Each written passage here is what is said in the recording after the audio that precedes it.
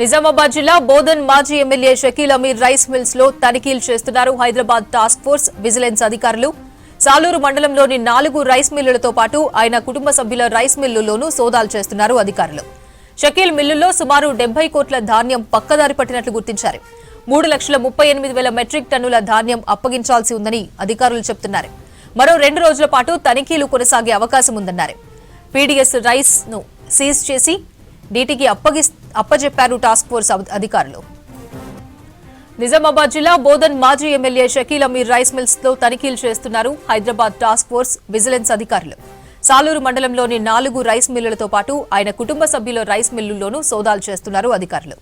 షకీల్ మిల్లుల్లో సుమారు 70 కోట్ల ధాన్యం పక్కదారి పట్టినట్లు గుర్తించారు. 3,38,000 మెట్రిక్ టన్నుల ధాన్యం అప్పగించాల్సి ఉందని అధికారులు చెబుతున్నారు. మరో 2 రోజుల పాటు తనిఖీలు కొనసాగే అవకాశం ఉందన్నారు. పీడీఎస్ రైస్ ను సీజ్ చేసి డీటీకి అప్పజెప్పారు టాస్క్ ఫోర్స్ అధికారులు. హైదరాబాద్ నుంచి వచ్చి ఈరోజు ఇక్కడ ఒక 4 రైస్ మిల్స్, ఒకటి ధన్విక, ఆమిర్, రాహిల్, రాసు, ఈ 4 రైస్ మిల్లు ఇక్కడ చెక్ చేయడం జరిగింది. ఇక్కడి ప్యాడీ అంతా ఆల్రెడీ డిఎస్ఓ ఆర్డర్ ప్రకారం వేరే రైస్ మిల్స్కి షిఫ్ట్ చేయడం జరిగింది. కొంత ప్యాడీ ఉంది, కొంత షార్టేజ్ ఉంది, కొంత ప్యాడీ ఉంది. తర్వాత ఇక్కడ రైస్ కూడా ఉన్నాయి. ఆ రైస్ కూడా పీడిఎస్ రైస్ కింద సస్పెక్ట్ చేస్తా ఉన్నాం. ఆయన డీటీకి హ్యాండ్ ఓవర్ చేసినాం. ఆయన శాంపుల్ పంపి దాని మీద పీడిఎస్ రైస్ సంబంధించి యాక్షన్ తీసుకుంటాడు. తర్వాత దీని ఆర్కమ్కు పంపినామని చెప్తా ఉన్నాం. ఇక్కడ ఆర్కమ్ ఆల్రెడీ పారిపోయి ఉన్నాడు. ఆర్కంలో ఇంతకుముందు ఒకసారి మేము చూసినప్పుడు అక్కడ ప్యాడీ లేదు. ఆర్కమ్కు ఏదైతే ప్యాడ్ ఇచ్చారో వాళ్ళు ఆల్రెడీ అమ్ముకున్నట్టున్నది. వాడు పారిపోయినాడు. దాని మీద కాంప్లీట్ ఇవ్వమని డీటీకి కూడా చెప్పాను. ఈరోజు కాంప్లీట్ ఇస్తున్నాడు దాని మీద. ఇక మిగతా రైస్ మిల్ ఎక్కడైతే ప్యాడీ మిల్ పోయిందో అవన్నీ చెక్ చేయాల్సి ఉంది, ఇన్స్పెక్షన్ చేయాల్సింది. ఫర్దర్గా దాని మీద మీకు ఇన్ఫర్మేషన్ ఇస్తాం. మరిన్ని వివరాలు నిజామాబాద్ నుంచి రజనీకాంత్ ఫోన్ లైన్ లో అందిస్తారు. రజనీకాంత్, టాస్క్ ఫోర్స్ అధికారుల సోదాలకు సంబంధించి అప్డేట్స్ ఏంటి? అపర్ణ, నిజామాబాద్ జిల్లా బోధన్లోని పలు రైస్ మిల్స్ పై టాస్క్ ఫోర్స్ బృందం నిన్న రాత్రి నుంచి దాడులు చేస్తున్నారు, తనిఖీలు నిర్వహిస్తున్నారు. బోధన్ మాజీ ఎమ్మెల్యే షకీల్ అమీర్ కు సంబంధించినటువంటి రైస్ మిల్స్, సాలూరు మండలంలో ఉన్నటువంటి 4 రైస్ మిల్స్ లో ప్రస్తుతం తనిఖీలు కొనసాగుతున్నాయి. నిన్న రాత్రి 9 గంటల ప్రాంతం నుంచి ఒక తనిఖీలు కంటిన్యూ అవుతున్నాయి.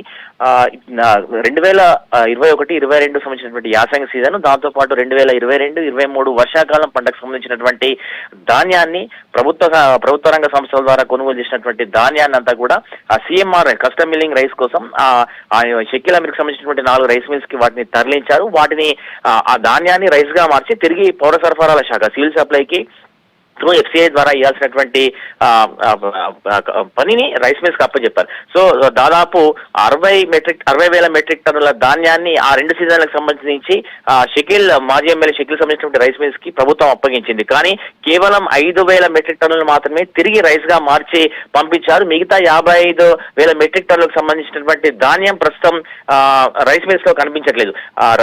ధాన్యాన్ని రైస్ గా మార్చి ప్రభుత్వానికి సివిల్ సప్లైకి అప్పచెప్పలేదు. దాంతో పాటు ఇప్పుడు రైస్ మిల్ లో తనిఖీ చేస్తున్నప్పుడు కూడా ఆ ధాన్యం అక్కడ కనిపించినటువంటి విషయాన్ని అధికారులు ప్రాథమికంగా గుర్తించారు. 2021-22 యాసంగి, 2022-23 వర్షాకాలం పంటలకు సంబంధించి దాదాపు 60,000 మెట్రిక్ టన్నులు, దీని విలువ దాదాపు 70 కోట్ల రూపాయలు ఉంటుంది. దీనికి సంబంధించినటువంటి ధాన్యం గానీ రైస్ గానీ ప్రస్తుతం రైస్ మిల్ లో కనిపించట్లేదన్నటువంటి విషయాన్ని అక్కడ నుంచి తరలించారు, ఇతర ప్రాంతాలకు తరలించినటువంటి విషయాన్ని అధికారులు గుర్తించారు. అయితే 2022 వర్షాకాలం సమయంలోనే 22-23 సీజన్ సంబంధించినటువంటి వర్షాకాలం సమయంలో ఈ రైస్ మిల్ కి సంబంధించినటువంటి చాలా రకాల అవినీతి ఆరోపణలు వచ్చినాయి. మిగతా రైస్ మిల్లర్స్ కూడా తాము చాలా ఏళ్లుగా రైస్ మిల్స్ నడిపిస్తున్నాము, తమకు కాదని మాజీ ఎమ్మెల్యేకి సంబంధించిన రైస్ మిల్స్ కి ప్రభుత్వం అప్పచెప్పిందని చాలా రోజులుగా ఆరోపణలు చేస్తున్నారు.